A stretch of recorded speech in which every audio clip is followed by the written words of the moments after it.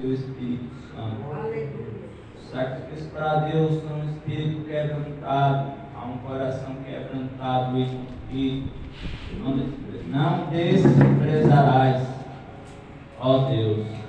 Queridos, esse salmo é atribuído ao rei Davi. Glória a Deus, aleluia.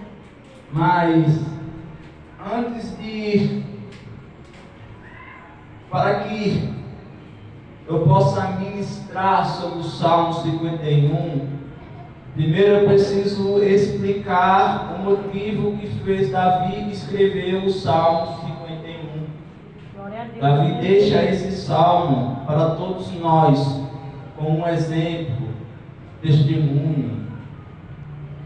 E o pano de fundo desse salmo se encontra em 2 Samuel, capítulo 11. E o capítulo 11 de 2 Samuel se inicia dizendo que era tempo em que os reis se reuniam para irem à guerra. Acho que a outra está ligada. Mas Davi, que foi levantado por Deus, ungido por Deus como rei, e também era guerreiro, em vez de ir para a guerra, ele preferiu ficar no palácio. E no palácio, sem ter o que fazer, ele vai passear pelo seu palácio. E ele vê uma mulher se banhando. E como todos sabem, ele começa a cobiçar. E a Bíblia diz que o pecado começa a ser gerado no coração. Depois de ser gerado, dá um filho, um fruto, dá um filho. E o apóstolo Paulo, ele fala que o salário do pecado é a morte.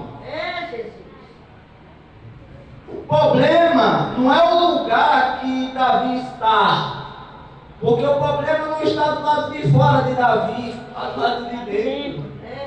E um exemplo que eu posso dar é do próprio Urias, marido de Batseba, a mulher a qual ele cobiçou, a qual ele deitou com ela. E Davi deixa de ir para o palácio, deixa de ir para a guerra para ficar no palácio. Em outras palavras, Davi ele foi por de preguiça. Davi, em outras palavras, ficou acomodado. E é complicado para o crente ficar acomodado. Porque Pedro vai dizer que o diabo anda ao derredor, bramindo como um leão, procurando a quem possa devorar. Então soldado na brecha. E quando tiver do jeitinho que ele quer, ele vai entrar. E o estrago é grande, então fecha a brecha. Não é meu amiguinho, não é minha amiguinha, fecha a brecha, porque Satanás é surdo. E o que ele puder fazer para lhe arrancar da presença de Deus, ele vai fazer. Então, Davi fica acomodado, sem ter nada na mente. E o ditado popular diz que a mente vazia é a oficina do quê? Do diabo. E ele coabita com Batseba. E dias depois ele chega para ele, ela manda dizer a ele, na verdade: olha, eu estou grávida. Agora a conta chegou. Aquele momento de prazer trouxe um grande problema para a casa de Davi. E Davi, num desespero de esconder o seu pecado, porque Batseba estava grávida, por 3 ou 4 vezes, ele tenta fazer com que Urias, marido de Batseba, vá para a casa dele, para deitar com ela, para que pudesse dizer que o filho era dele. Eu fico imaginando, aquele filho de Davi, quando nascesse, ruivinho que nem Davi, ficasse os dois lá, Urias e Davi, pastor. Filho de Batseba, meu ruivinho. Não, algo estranho. E ele tenta fazer com que ele vá deitar com ela, ele embriaga ele diz: vai lá, se deita com tua mulher. Só que Urias diz mais ou menos assim: como é que eu vou? Ó rei, como é que eu vou, Davi? Sendo que meus companheiros, teus soldados,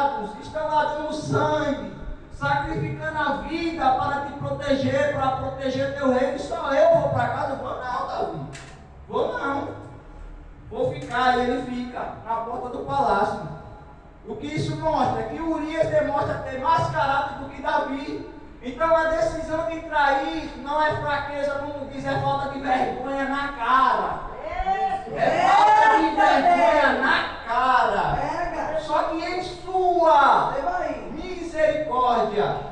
Antes de eu falar disso, eu preciso te falar que Davi ficou há um ano e meio, sem confessar o seu pecado. E é como se Davi, na verdade mesmo, ele estava com a mente, a consciência cauterizada. E o que é isso? É quando a pessoa perde totalmente a sensibilidade, ela não sente nem remorso mais, pastor, nem chora mais. O pecado já é uma rotina normal para ele.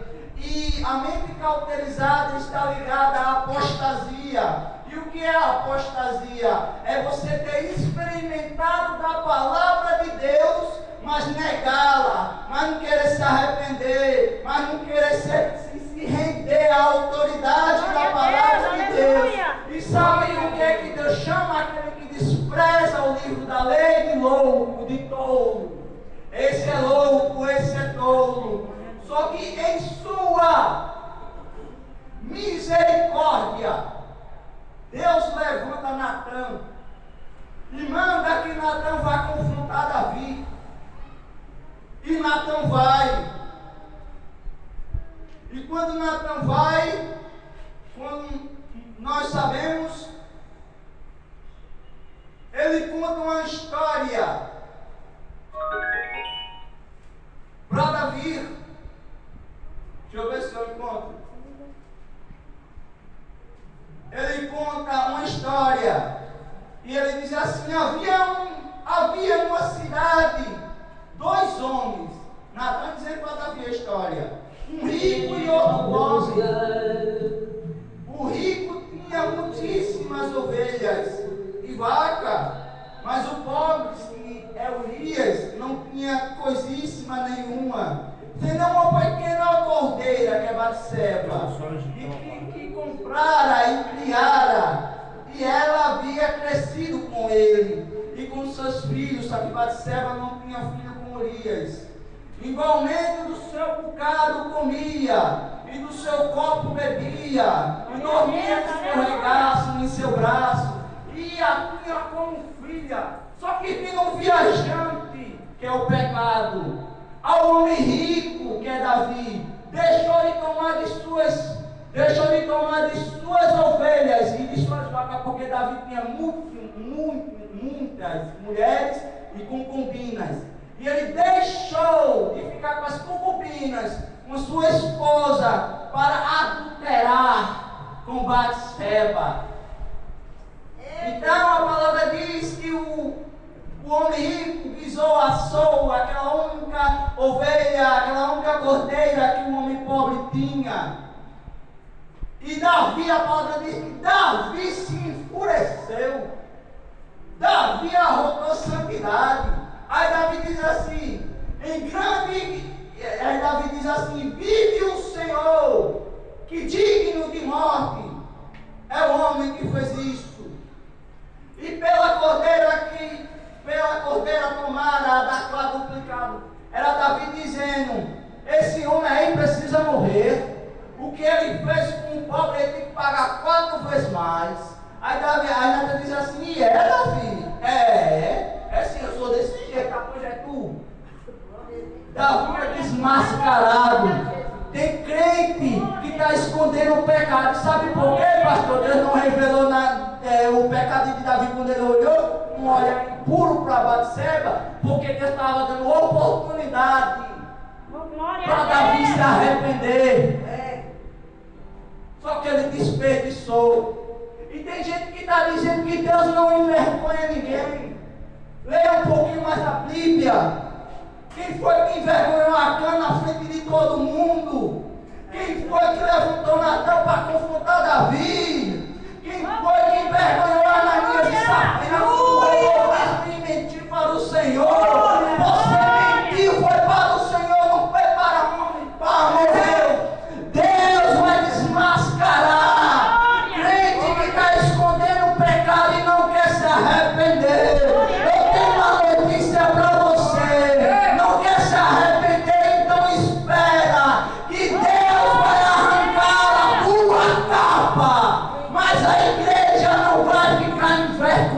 Glória a Deus. Aleluia. Glória a Deus. Aleluia. Retorno a dizer que quando Deus envia Natan para confrontar Davi, isso é misericórdia. É porque Deus ama Davi. E é por isso que ele faz isso. Quando a gente vem para um culto de doutrina, e a doutrina parece que é todinha para a gente, e dói o lombo, e às vezes tem gente que não quer receber. Só que Hebreus, que muitos dizem que foi Paulo que escreveu, ele diz que quando fores corrigido pelo Senhor, não desfaleça o coração, não desmaie o coração, porque Deus corrige os que amam. Então Deus corrigiu Davi porque o amava. O pecado começa agradando os olhos de Davi, pastor. Ele olha para Batseba e ele vê aquela mulher bonita. Só que o capítulo 12 de 2 Samuel, o verso 24, 25 termina dizendo que o que Davi fez pareceu mal aos olhos do Senhor.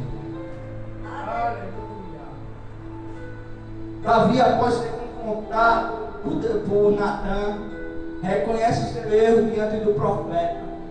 E muitos teólogos dizem que Davi escreveu o Salmo 51 pelo fato de ele não conseguir se auto-perdoar. Porque ele não só coabitou com Batseba, como matou Urias, mandou Urias lá para frente da guerra, na tentativa de esconder o seu pecado. Então, para Davi, o que ele fez é terrível, e realmente era terrível. E ele deixa isso como uma forma que ele quer mostrar o seu erro. É como se você quisesse dar um exemplo da sua vida, do seu erro. E, como dizem, que a gente aprende com os erros dos outros. Eu acho que era isso que Davi tinha na mente.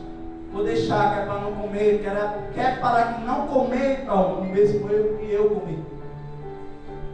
E agora ele se lembra de Deus. Pastor, agora ele vai se lembrar de Deus. Ele diz: tem misericórdia de mim, ó Deus. E tem crente que sabe clamar a Deus na aflição, mas na hora do prazer entrega a alma ao diabo. Está adiantando de quê o teu clamor? Está adiantando de quê? Sendo que no prazer entrega a alma ao diabo. Mas entenda que Deus é maravilhoso. Deus é maravilhoso, irmão. Ele vai dizer no Salmo, no primeiro versículo, ele vai dizer: tem misericórdia de mim, ó Deus, segundo a tua benignidade, e apaga as minhas transgressões, segundo a multidão das tuas misericórdias. Diante do soberano, diante do supremo juiz, Davi estava sendo culpado, estava sendo pesado na balança e foi achado em falta. Assim como nós, antes do sacrifício de Jesus na cruz, antes daquele homem descer ao Gólgota, estávamos condenados, mas Deus demonstra o seu amor, a sua misericórdia pela humanidade, por mim e por você, entregando Jesus, entregando o seu Filho no nosso lugar. Para quê? Para que todo aquele que crê nele não pereça, mas tenha a vida eterna. E uma observação que não só adianta crer não, porque tem crente e pessoa que está dizendo assim: eu creio que Jesus morreu na cruz e a minha vida absoluta não vai interferir não. Não vai interferir não. Eu posso continuar bebendo minha cachaça, fumando meu cigarrinho, com minha amante, não interfere não. Só que eu acho que Paulo vai dizer que sem santidade ninguém verá a face do Senhor. Davi sabe que Deus é misericordioso e bom em perdoar pecados. É por isso que agora ele, no seu arrependimento sincero e genuíno, ele clama pela multidão das suas misericórdias. O verso 2 diz: lava-me completamente da minha iniquidade e purifica-me do meu pecado. Davi se sentia com a alma imunda, com a alma suja. E é isso que o pecado faz, lambuza a alma. E como eu falei, a Bíblia diz que o pecado gera morte. Paulo também vai reforçar dizendo que o salário do pecado é a morte. Mas o dom de Deus é a salvação, é a vida eterna. Glória! O verso 3 vai dizer assim: porque eu conheço as minhas transgressões e o meu pecado está sempre diante de mim. Deus, eu não nego que eu errei. Davi reconhece seu pecado e esse é o primeiro passo para ter a vida transformada, para alcançar a benignidade, misericórdia e o perdão divino de Deus. É preciso reconhecer o seu pecado. E o seu filho mais tarde, Salomão, ele vai dizer em um dos seus provérbios, pastor João, que aquele que encobre as suas transgressões, esse não prospera. Mas aquele que as deixa e abandona alcançará misericórdia. Glória a Deus! Glória a Deus! Aleluia! O verso 4, Davi diz assim: contra ti somente pequei e fiz o que a teus olhos é mal, para que seja justificado quando falares e puro quando julgares. Aqui Davi assume a sua responsabilidade, porque ele poderia dizer: foi Batseba que deu mole, a culpa é dela que deu mole, a culpa é de Adão, é de Eva. Só que Paulo diz que todos pecaram e destituídos estão da glória de Deus. Então para de estar inventando desculpa desfarrapada e confessa logo o teu pecado diante de Deus, porque Ele é justo e bom em perdoar pecados. Ou então espere Ele desmascarar na frente de todo mundo. O verso 5 ele diz: eis que em iniquidade fui formado, e em pecado me concebeu minha mãe. Aqui ele agora reconhece a inclinação humana ao pecado. Deixa eu te dizer uma verdade: todo dia tem um velho homem. Os pensamentos do velho homem, as atitudes do velho homem, tudo que é ruim do velho homem vai tentar aparecer todos os dias. Por isso que Paulo manda mortificar a carne. E Martinho Lutero, uma certa vez, ele diz algo até que engraçado, pastor. Ele vai dizer assim: eu pensei que nas águas do batismo, que quando eu me batizei, o velho homem morreu, mas eu estava enganado, porque ele sabia nadar.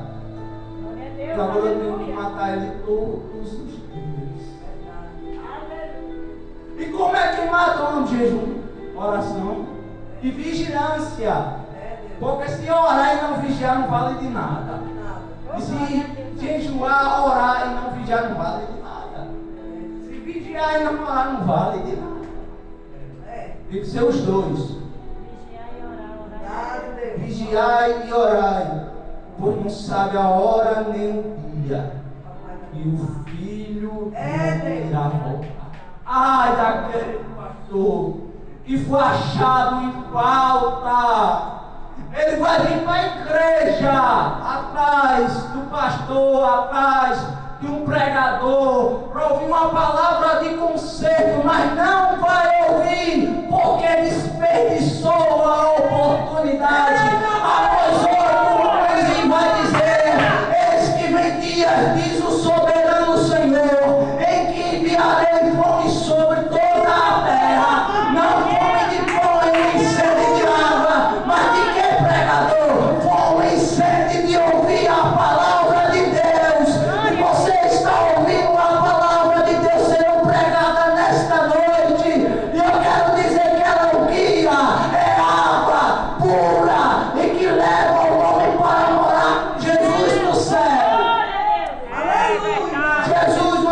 talvez ele disse a água que eu lhe der. Aleluia. É diferente. Se parar uma fonte que jorra para a vida eterna. Oh, aleluia. E a palavra de Deus tem poder para Glória transformar. a Deus. Ela é tão poderosa ao ponto de dividir o Espírito em duas partes. Olha só. Verso 6. Ele vai dizer: eis que amo essa verdade. No íntimo e no oculto me faz conhecer a sabedoria. Aqui agora Davi realmente está arrependido. Agora ele está agindo com a verdade. Porque tem pessoa que diz que está arrependida, mas continua com o mesmo pensamento, continua praticando o mesmo erro. Eu sei que é um processo e às vezes as pessoas têm dificuldade de ser libertas. É a maneira que Deus trabalha. A gente que gosta de namorar com o pecado. E você sabe o que significa arrependimento? É mudança. A palavra grega metanous quer dizer meta, voltar, granulosamente. A mudança começa da mente. Quando fala na mente é o coração. Então a mudança é decisão. E o que é o Evangelho, Danilo? É transformação. Glória a Deus. O Evangelho de Jesus Cristo transforma. Não é como é um evangelho esparrapado, e me desculpe a expressão, mas um evangelho vagabundo, que estão pregando aí, prometendo coisa que Deus não prometeu. Eu quero dizer que vão pagar preço esses que estão falando em nome do Senhor, sem Ele ter prometido nada. A pregação de Jesus é muito diferente do que muitos pregadores estão pregando para ter agenda, fama e grito. E qual é? O evangelho que tem que ser pregado e vivido é o evangelho que o próprio Jesus falou em Lucas capítulo 24, verso 46 e um pedaço do verso 47. Ele diz assim está escrito, e assim convinha que o Cristo padecesse ao terceiro dia e ressuscitasse dos mortos, e em seu nome se pregasse o arrependimento e a remissão de pecados. Esse é o Evangelho de Jesus. Não é esse Evangelho que estão pregando aí, não. Eu não estou dizendo que isso é errado pregar uma palavra de consolo, de conforto. Eu sei que alguém aqui talvez esteja precisando, mas eu vim pregar aquilo que Deus colocou no meu coração. Glória a Deus, aleluia. O propósito de Jesus não foi esse, o propósito de Deus não foi esse. Jesus não morreu na cruz por esse propósito, não foi flagelado por esse propósito, não teve a barba arrancada por esse propósito, não foi pregos em suas mãos e em seus pés por esse propósito. Qual foi o propósito?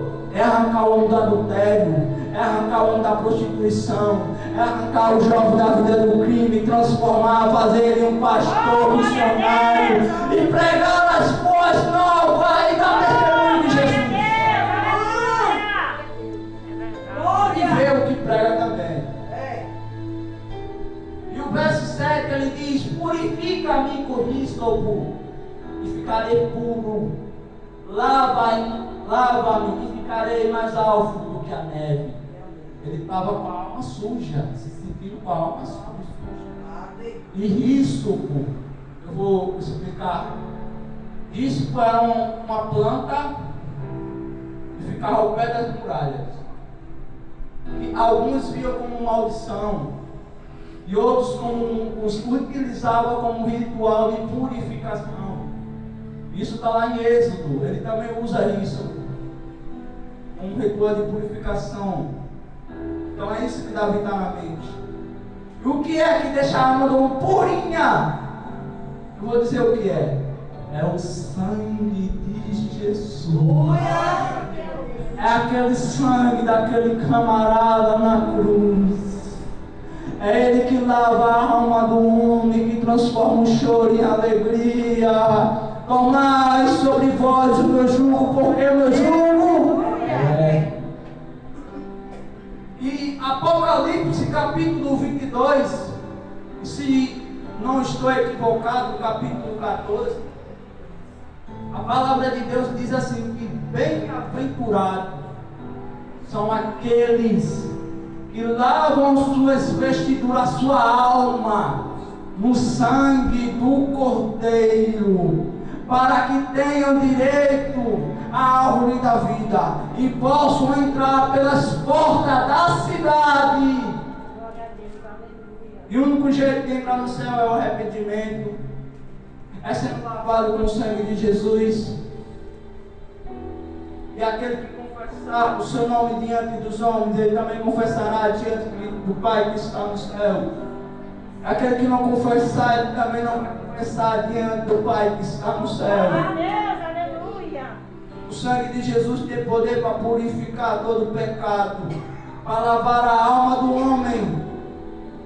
João Batista vai falar algo a respeito de Jesus. Ele vai dizer: eis aí, o Cordeiro de Deus, que tira o pecado do mundo.